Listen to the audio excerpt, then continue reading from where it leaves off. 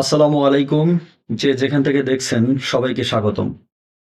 কথা বলছিলাম ভারতের চারপাশে অস্থিরতা। কি করবে ভারত?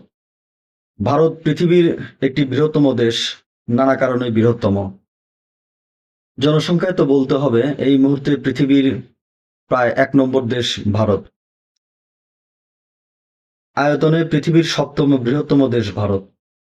পৃথিবীর মোট ১৭ থেকে ১৮% মানুষ ভারতে বসবাস করে। পৃথিবীর মূল ভূখণ্ডের 2.4% ভারতে।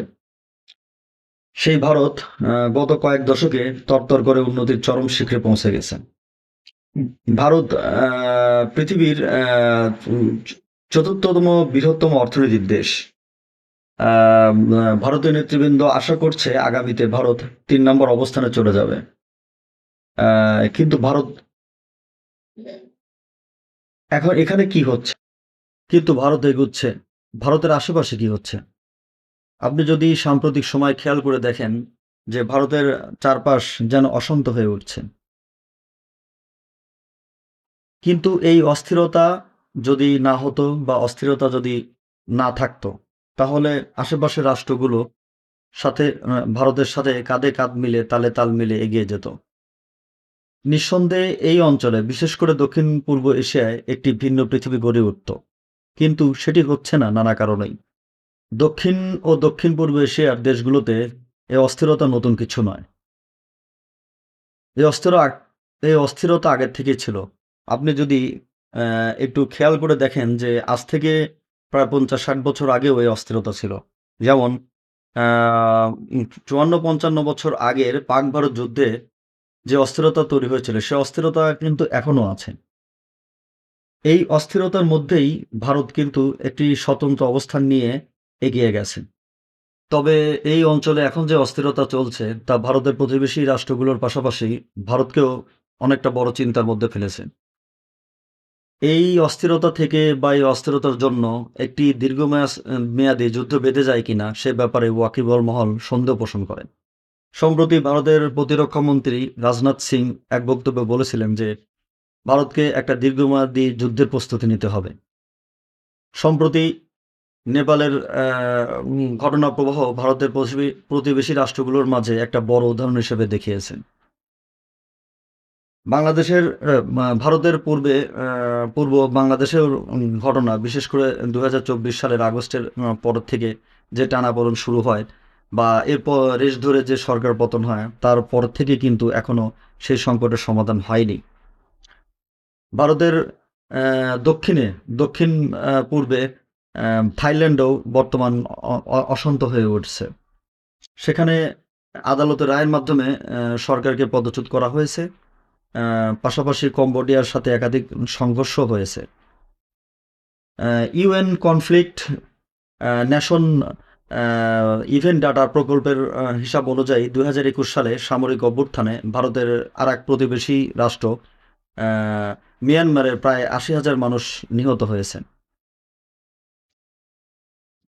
ভারতের পশ্চিমে আরেক রাষ্ট্র পাকিস্তানের সাথে প্রতিনিয়তই যুদ্ধ খেলা চলছে। পাকিস্তানের উগ্রপন্থী ইসলামী গোষ্ঠী, দুর্বল অর্থনৈতিক ব্যবস্থা ও অকার্যকর শাসন ব্যবস্থা পাকিস্তানকে সবসময় অস্থির করে রেখেছে। ভারতের দক্ষিণে আরেক রাষ্ট্র প্রতিবেশী শ্রীলঙ্কার আম আ সেখানে সরকার পতন করা হয়েছে। পরিস্থিতি বর্তমান শান্ত। কিন্তু তার অর্থনীতি এখনো ঘুরে দাঁড়াতে পারেনি। উত্তরে চীনের আঞ্চলিক প্রভাব বিস্তারের চেষ্টা এই অস্থিরতার অন্যতম কারণ বলে মনে করা হয়। ভারতের জন্য এসব ঘটনা প্রবাহ দূরের কোনো ব্যাপার নয়। বিশেষ করে বাংলাদেশের ঘটনা প্রবাহ ভারতের পূর্ব রাজ্যগুলোতে এক অস্বস্তি তৈরি করে ফেলেছে। পাকিস্তানের সীমান্ত পারে সন্ত্রাসের হুমকি এই গ্রীষ্মে কাশ্মীর যুদ্ধ বাঁধিয়ে ফেলেছিল। এসব সংকট উপেক্ষা করার কোনো সুযোগ নেই।